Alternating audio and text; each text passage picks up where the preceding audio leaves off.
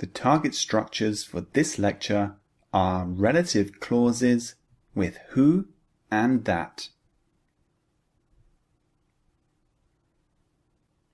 Relative clauses sounds very confusing and complex, but actually quite simple and very, very good for improving your English.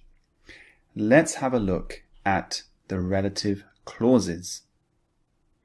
Here are the examples.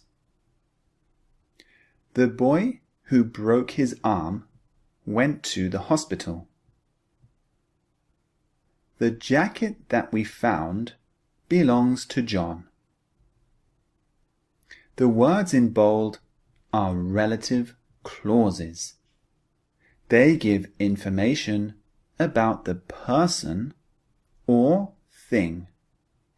We use who for people and that for things.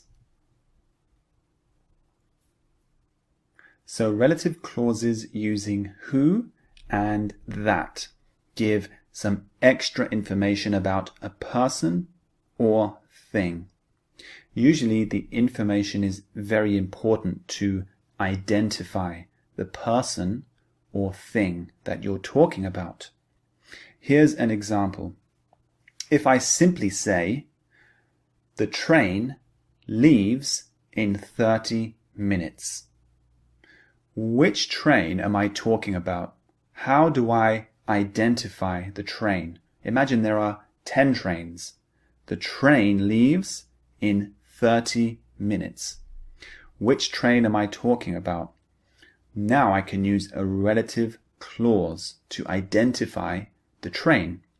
I can say, the train that goes to the theme park leaves in 30 minutes.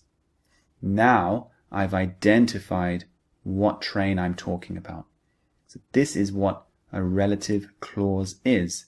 It identifies the person or thing that you're talking about to make the meaning much clearer. So now let's move on to the structure for the relative clauses. Here's the structure for the who relative clause. We use a person plus who relative clause.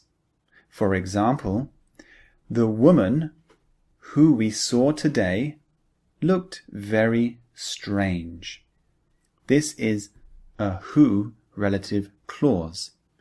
If I simply said, the woman looked very strange, people wouldn't know what woman I was talking about.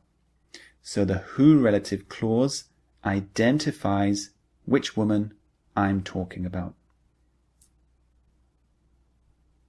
Here's the structure for that relative clauses. We use a thing plus that relative clause.